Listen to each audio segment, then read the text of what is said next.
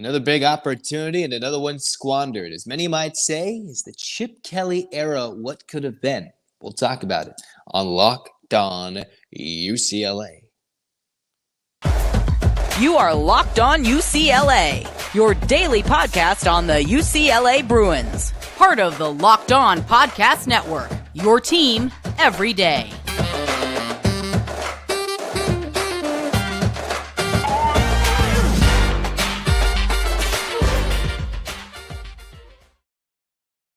Welcome, everybody, to this edition of the Locked On UCLA podcast. I'm your host, Zach Anderson-Yoxsimer. Thanks for making the show your first listen each and every day. It's free wherever you get your podcast, and it's available on YouTube. So like, comment, and subscribe, download, review. Thanks for your support. If you're an everydayer, you'd have been listening all last week. What were the keys to the matchup? Can UCLA run the football? Can the defense step up? What's Dante going to look like against Utah on the road? And the Bruins couldn't run the ball. Moore somewhat looked like a true freshman. The defense stepped up. Overall, the Bruins ended up losing 14-7 to Utah, falling out of the top 25, heading into the bye week. What does all that mean? We'll recap once again, give my grades, analyze some things after once again looking back at the tape after the postgame, and then what comes next for UCLA football. This episode's brought to you by LinkedIn. These days, every potential new hire feels like a high-stakes wager for your small business. That's why LinkedIn Jobs helps find the right people for your team faster and for free. Post your job for free at linkedin.com/lockedoncollege.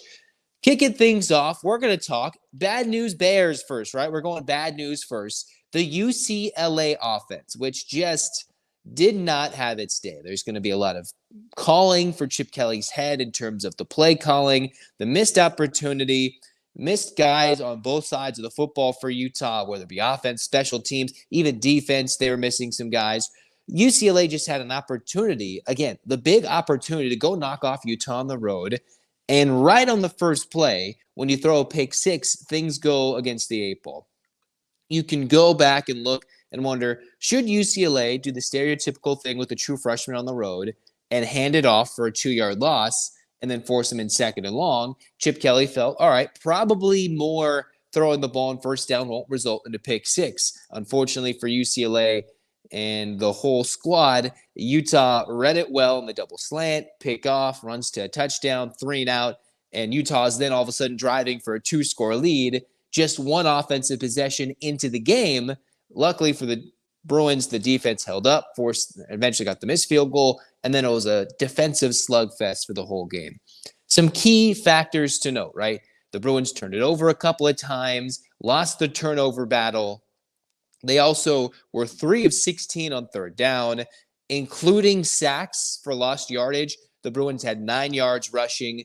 They had 67 yards rushing if you don't include the sacks, allowed 7 sacks. A lot of terrible numbers when you're trying to score points in a game that didn't require the offense to score more than 15 points to win this game on the road. Now, Utah, to their credit, dominated the UCLA O-line, came to play, forced more into tough third and longs, big-time passing situations. And the Bruins just simply weren't up to the task, couldn't protect him.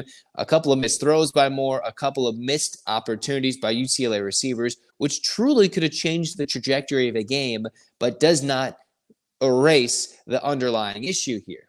It was, one, the lack of a pass protection and run blocking. Moore's, inability to make some big plays. He did make some big plays, but also he looked like a youngster on the road in his first big true road game as a UCLA Bruin, which is no fault towards him. It's just that how does he pick this up over the next 2 weeks of watching tape heading into the Washington State game to start off the month of October? Let's look at some of the key plays that I dialed in, I circled as key moments UCLA offensively missed in this game. In the first quarter, the big play was the throw to Josiah Norwood, where the Bruins would have tied the game. It was on third down, deep in Utah territory, down 7-0, and unfortunately Norwood dropped a touchdown. That was on third down. That maybe would have fired up the Bruins more. Who knows? Utah would have changed their playbook a little bit into maybe throwing it a bit more with Johnson. The game changes if you catch that touchdown early in the game in the first quarter. That was a third down, one of the third downs they missed. The Bruins go for it on fourth down and don't get it on the next play.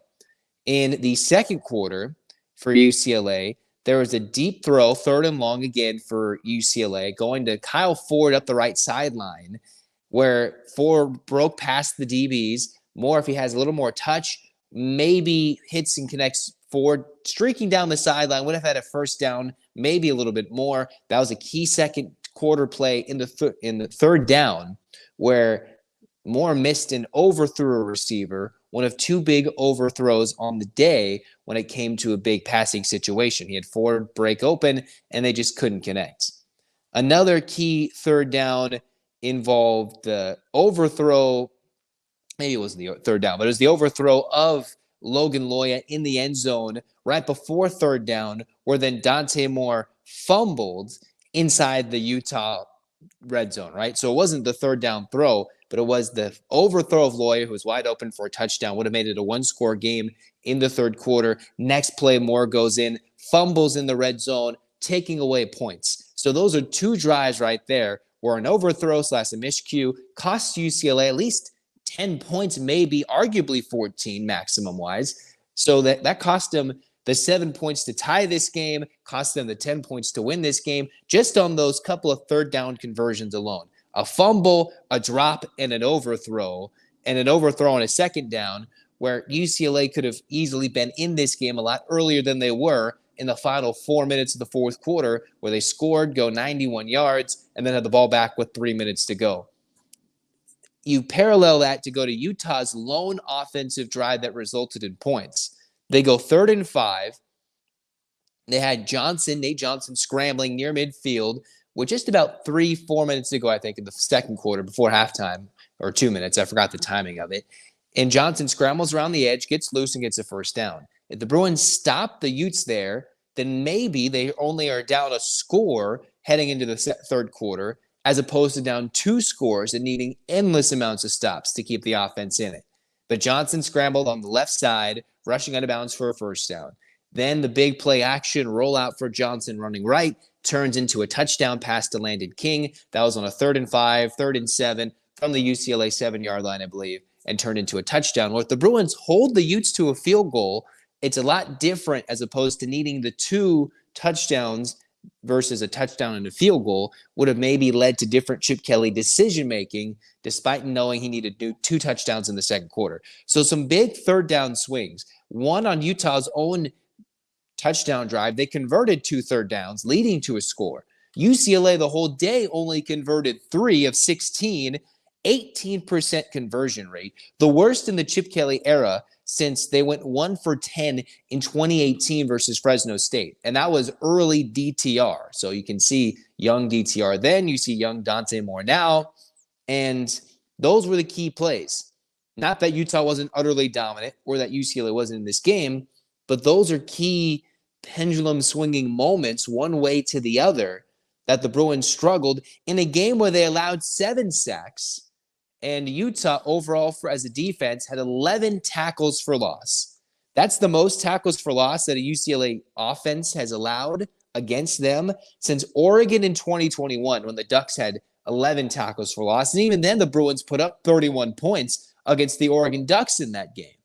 And it had a lead by multiple scores against the Ducks in what was the game day game at the Rose Bowl a few seasons ago. In terms of 7 sacks, that's the most sacks allowed in the Chip Kelly era. If you go back to 2019, it was 6 sacks allowed versus Cal. And then back in 2018, the Bruins allowed 6 sacks in a game versus Oklahoma and Stanford. Now, those were very bad UCLA teams in the early years of Chip Kelly. They allowed 5 sacks against ASU in 2020.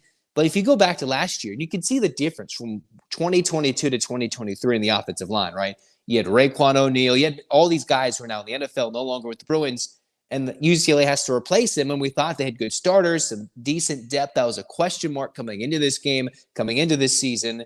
Well, now you see it, right? The sacks and the rushing yardage, 9 rushing yards for 0.3 yards per carry, not 3 yards, 0.3. And even if they had, if you take out the sack rushing numbers, which they do in college football, that's only 67 positive rushing yards for the Bruins. That's still nowhere near what they've been doing and what they expect to do under Chip Kelly with the rushing numbers that they produce. Last year's team, their O-line, only allowed DTR to be maximum, he was only sacked for the most in a game 3 times. It happened a few times, 3 sacks. But before Dante Moore was sacked 3 times on the final drive, the Bruins had Dante Moore sacked 4 times in this game.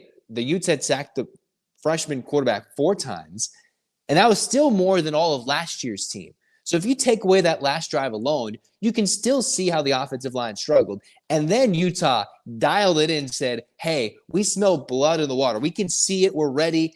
Boom. They come in and lay the smackdown. Moore had 0 chance to go another 80, 90 plus yards just to try to tie this game if you give him 0 time to throw. Not that he didn't make his best decisions all game long, but that doesn't help when you're given 0 time to throw on what was then the biggest drive of the game, or any of those drives, considering how close the game was.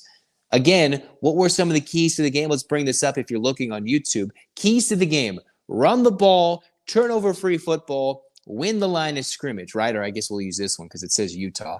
Run the ball, turnover-free football, win the line of scrimmage. The Bruins, 9 rushing yards. I said a minimum of 150 yards. The Bruins didn't do that. Turnover-free football, Moore fumbled it twice, only losing one of them, costing the Bruins possible points, threw a pick that led to Utah points.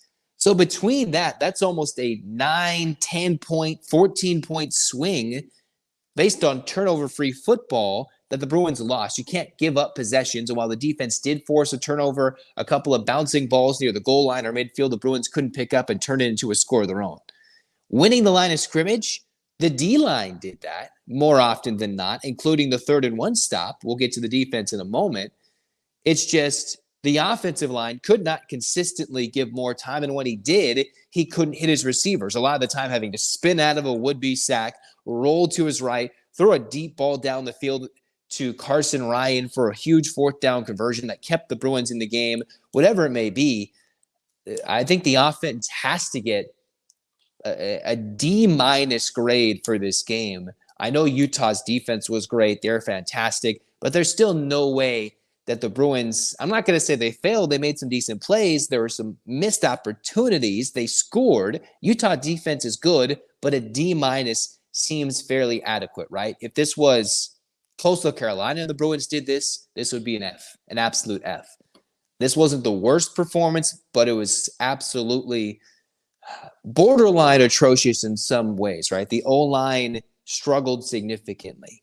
The receivers made a couple of drops. Moore looked a little skittish at times. Not that you want to place all the blame on everybody, but it was a whole collective effort from Kelly to passing, receiving, rushing, O-line, the whole offense collectively, from a coaching unit to the players, just were unable to answer the bell against a pretty amazing, solid Utah defense that's still missing guys.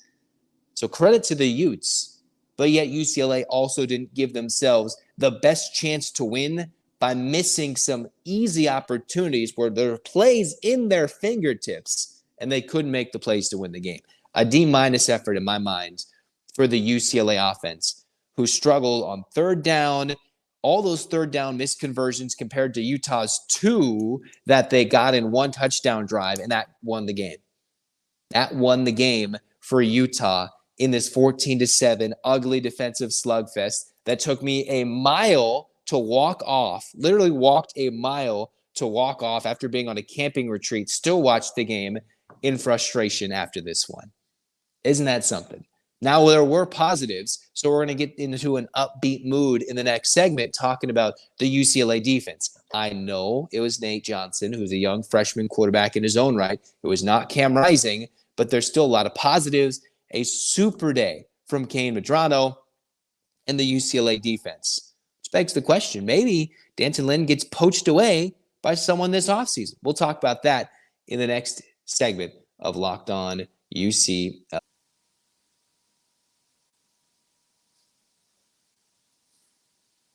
These days, every potential new hire feels like a high-stakes wager for your small business. That's why you want to be 100% certain that you have access to the best qualified candidates available. And you got to check out LinkedIn Jobs. LinkedIn Jobs helps you find the right people for your team faster and for free. Simple tools like screening questions helps make it easy to focus on the right candidates that you want to prioritize. First, interviewing, right? You want to make sure you don't waste your time interviewing candidates who aren't qualified or who don't fit the position, and then narrow it down even further to the right candidates you want to hire. Small businesses rate LinkedIn Jobs #1 in delivering quality hires versus leading competitors. You can find the qualified candidates you want to talk to faster with LinkedIn Jobs. So post your job for free at linkedin.com/lockedoncollege. That's linkedin.com/lockedoncollege to post your job for free. Terms and conditions apply.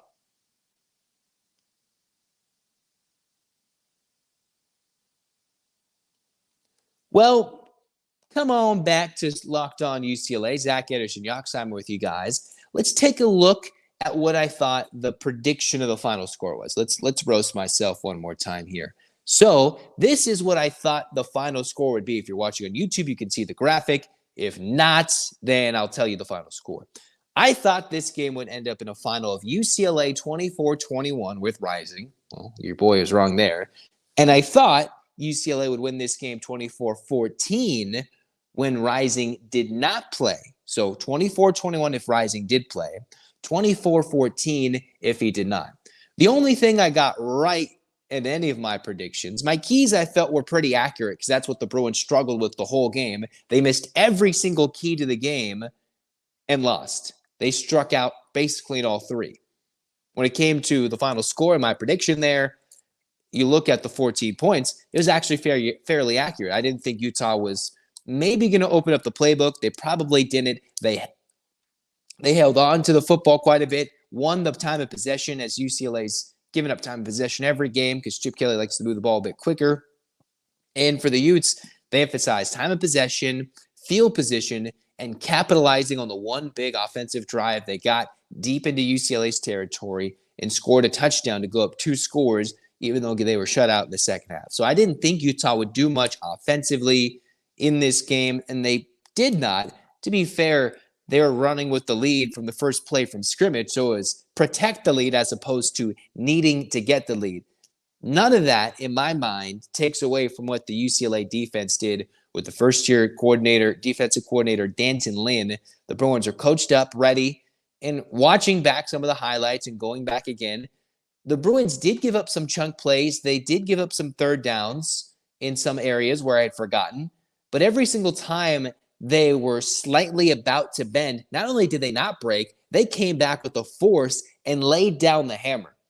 Just because Utah had their 7 sacks and Jonah Ellis was spectacular in his own right, 5 tackles for loss and 3.5 sacks, Utah's defensive stalwart. The Bruins, 4 sacks and 11 tackles for loss in this game alone with a solid defensive effort. They were just as physical up front as Utah was. They just gave up one drive for a score and couldn't get the big defensive score they probably would have needed to let UCLA back in this game and maybe eke out a road win. UCLA's dominant player, you have Kane Medrano, 10 tackles, 7 solo tackles, 2.5 tackles for loss, 2 sacks, a forced fumble, and the Bruins had everything going defensively. Other than when Nate Johnson dropped the ball on the goal line, the Bruins couldn't recover it or get a safety. Not that they had a chance to. A near strip sack or a missed handoff near midfield. The Bruins were fighting for the football, could have had the ball in plus territory, couldn't get there. But every time Utah was getting deeper into UCLA territory, the Bruins held up on that first defensive possession. Utah missed the field goal. When Utah was about to go up maybe 17-0, they were deep in UCLA territory in their first possession of the second half. In the end, the Bruins sacked Johnson, a big Medrano play, and UCLA knocked him out of field goal position. They were on borderline field goal position, but they went from no to we're in the game. Coming down to their final defensive stop, UCLA goes down, finally scores, and the Bruins force a 3-and-out. Even though, yes, Utah was going to run the ball, that was important because maybe in previous years, Utah would have run that down UCLA's throat in separate times. The Bruins would have not gotten that 3-and-out, despite knowing Utah was going to run the ball, especially on 3rd and 1. The Bruins got the stop. And maybe some gutsy coaches, some wild coaches would have gone for it. Obviously, deep in your own territory, it's very, very slim that any coach would have done that or faked it. Whittingham had an easy decision to punt it away with how good his defense was playing. That does not take away from UCLA's defensive effort. We can caveat say, yes, it was Johnson and everything. But still, the Bruins did not get manhandled up front. I know Utah's starting running back went out. They were without their backup running back, without their starting quarterback. Still, the Bruins did not get out-muscled defensively, which is key because Utah, for the most part, loves to be as physical and run the football, even if Rising is in there as much as anybody. So as impressive as it was for Utah's defense to shut down UCLA, it was nice to see the Bruins make sure they didn't allow Utah to go down and dominate. They did allow 100 rushing yards, I believe the most all season. Still, Utah only averaged 2.1 yards per carry. I know they maybe didn't have the same schemes. The Bruins didn't have to play as much for the pass. They only allowed just over 200 yards of offense. I get it who was playing quarterback. I know what was going on. Still, to face 48 separate carries and only allow 2.1 yards per carry, the longest run of the day was 16 yards for Utah. So the Bruins didn't get gashed on the ground. So it's nice to see the physicality up front, the ability to make some plays on the outside parts. Davies making a big play, almost a near pick on the wide side of the field by some of the UCLA DBs. So it was nice to see UCLA make some plays. They needed to make a stop on that 3rd and 5 near their own goal line, and they did not.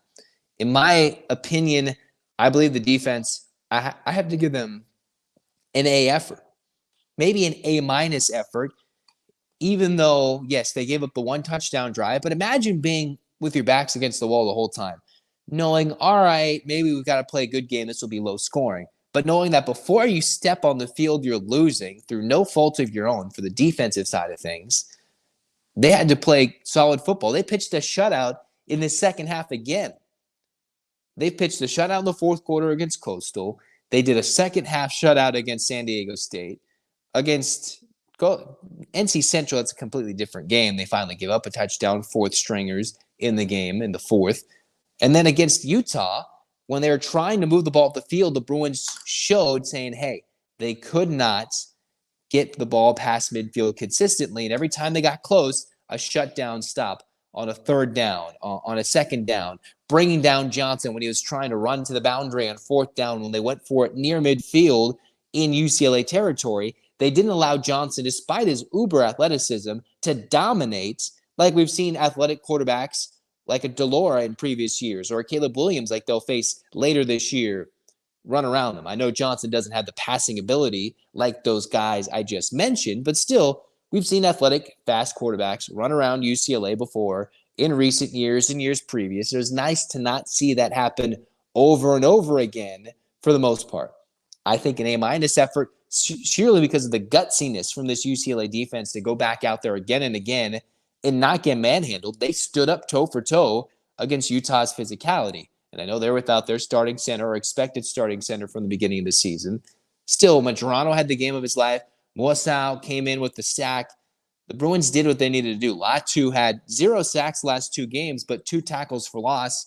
They made the plays for the most part that they needed. At some point, you've got to play complementary football. The offense has got to score at least 14 points to get this game into an overtime, and maybe you can get Johnson to throw a mistake interception. But when they're up 14 points, Utah just never had to throw the football. A- effort for the Bruins defense, which leads you to wonder, is UCLA in danger of losing D'Anton Lynn? I believe what Ben Bolsch wrote was a $500,000 buyout if he gets poached. He's the first $1 million man in the defensive coordinator position for UCLA football in their program history in terms of the amount of payment going towards him this year. The Bruins look different. They look coached up. I like the defense. Now, what they're going to look like when they face Cam Ward in Washington State coming up, I'm not sure. There's no rumors that Lynn's going to leave. But when you see a UCLA defense that hasn't been good in a while, and then you see, oh, D'Anton Lynn's doing some work with this guy's holdovers from COVID, guys who are jumping up into new roles, youngsters, transfers, and he's doing a pretty solid job of it. Makes you wonder, what's it like? Although he does have his work cut out for him with Washington State coming up, Oregon State, even a semi-electric, I believe, Colorado offense coming deep down in the future. You still got to face, Jaden Delora, who ran around them the previous year in USC. What are all these next steps for UCLA football that are coming up that'll be big challenges? We'll talk about that to wrap up Locked On UCLA.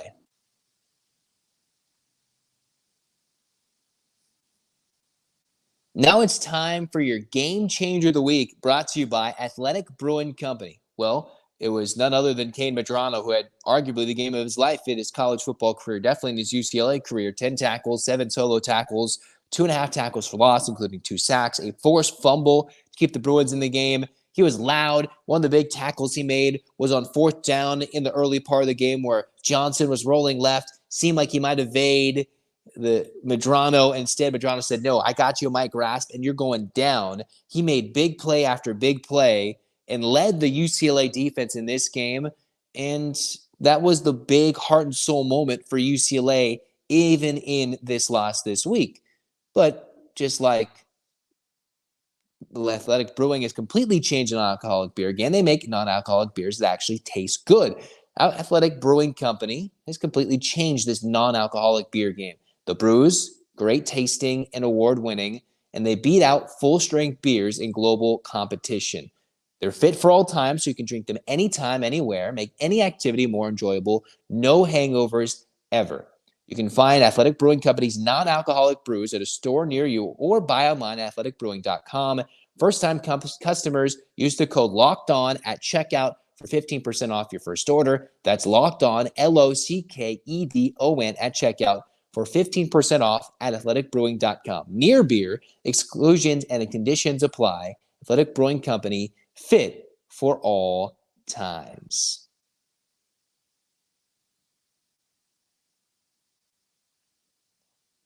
Third and final segment of the Locked On UCLA podcast, grading out, looking at UCLA's offense and defense. I gave the offense a D-. I gave the offense a D-, defense an A-. Kind of backwards there, it seems like.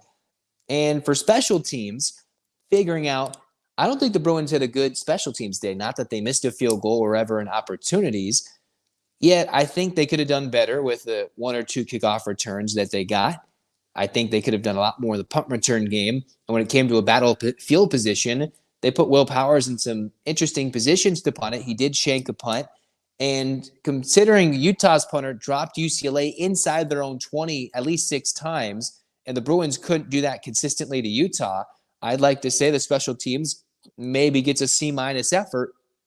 Not that there were any mistakes, but this is a game where special teams could have won the game for UCLA, and it won the game for Utah. Even though they missed a field goal, were missing kickers as their punter, who single-handedly kept pinning the Bruins back, pushing them back. And if UCLA could have ever gotten the ball, dare I say, on the bad punt at the 35 or the 42, maybe things could have been differently. Even though UCLA had opportunities with solid field position before, I give the special teams a rough, rugged, emotional grade of C-, even though nothing went wrong, but they needed more out of it as opposed to the safe play.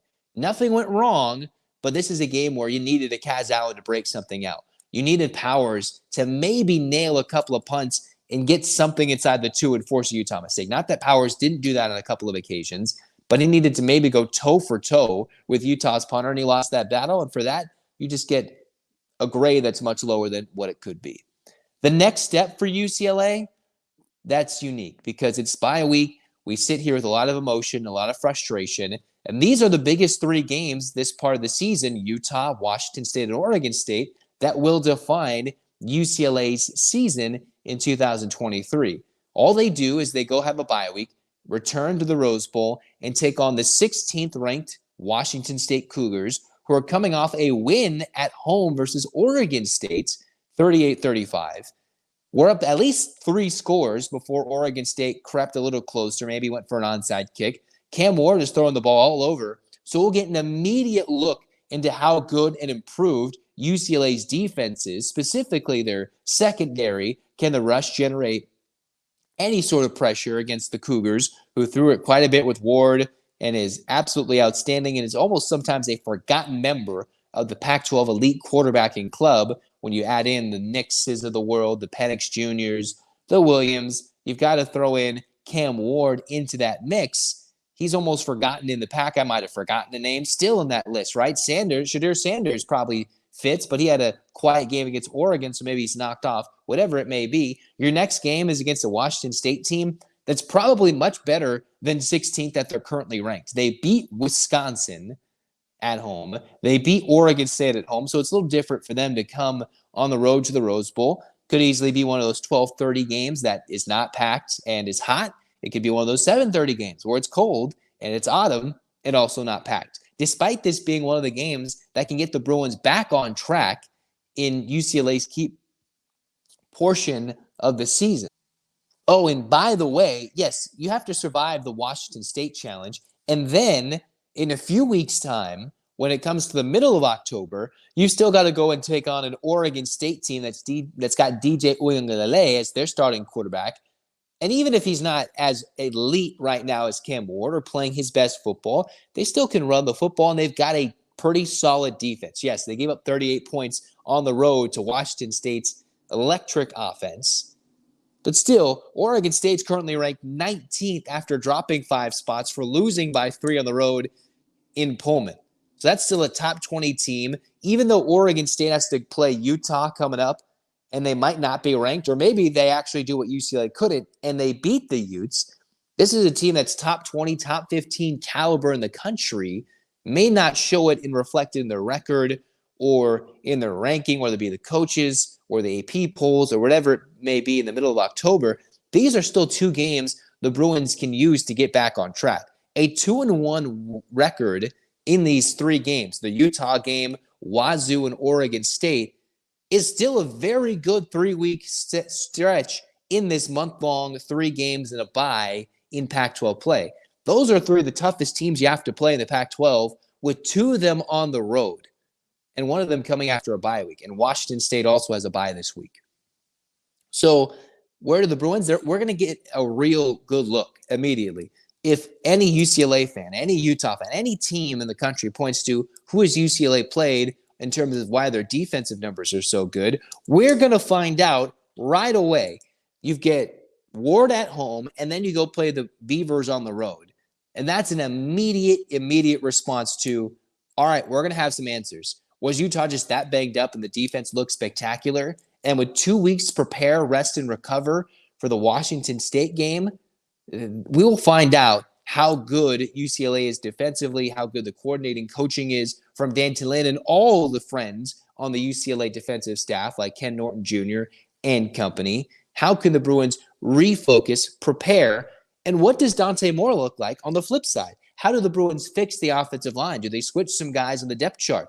Is it a schematic thing? Does Chip Kelly have to completely change some things going forward offensively, knowing that certain pass rushes are just going to blow through the offensive line for UCLA in 2023, knowing that they just don't have the 2022 offensive line, or 21, which was pretty physical and dominant up front, running the football and had the ability to keep DTR upright more often than not. And most importantly, what's it like for Moore after you sustain your first frustrating loss? In the post game, he said all the right things, talking about this is losses on me. I know there's different things, but I'm not fully quoting him accurately and for verbatim. But the message was, this loss was on me. I've got to be better.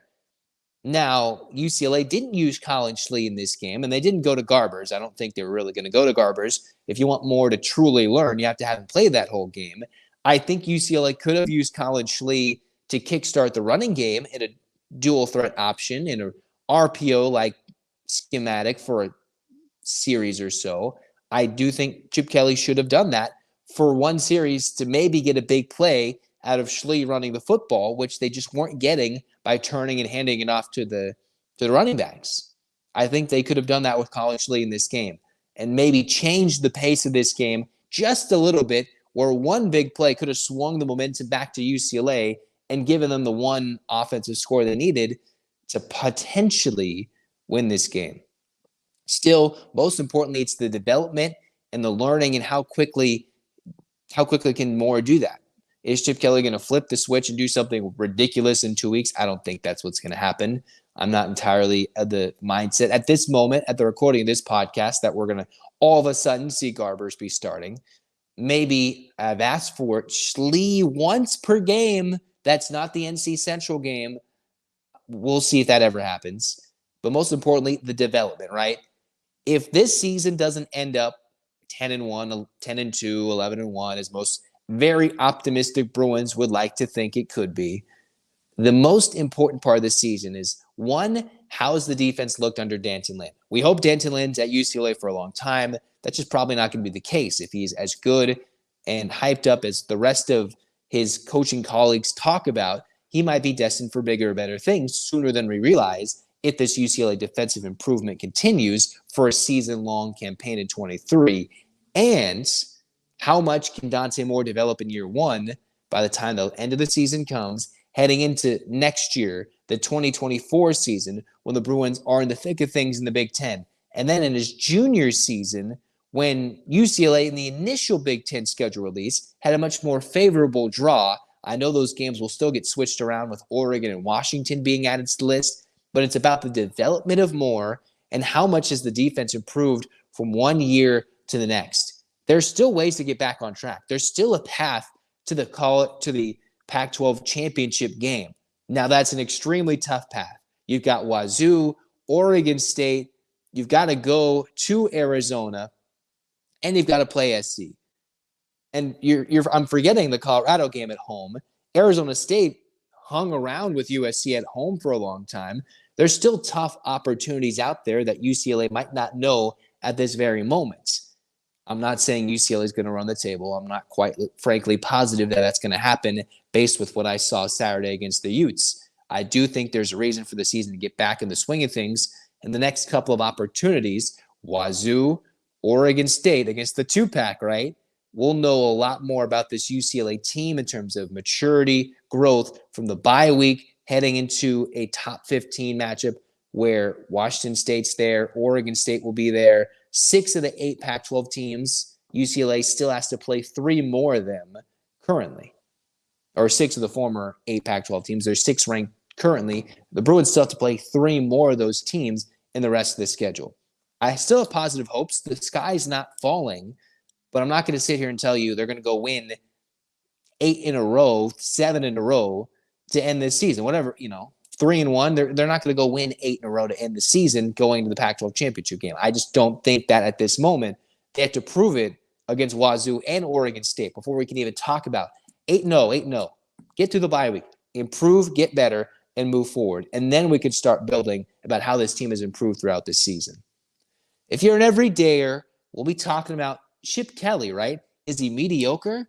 Why has UCLA stuck with him so long if the Bruins haven't had a coach that's been 500 or worse in his winning percentage this deep into his coaching tenure since the mid-1900s? I got that text and that graphic and that stat from a dear UCLA friend of mine. We'll talk about that in the next episode of Locked On UCLA, and also we'll get more in depth into UCLA basketball. That's coming fairly soon. It's ticking closer to the 1-month mark when UCLA hoops starts. This has been Locked On UCLA. Zach Anderson-Yoxsimer with you guys. Get your hands up, Bruins fans. 8 clap time, baby. And 1, 2, 3, 4, 5, 6, 7, 8. UCLA. UCLA fight, fight, fights. This has been Locked On UCLA. Go Bruins.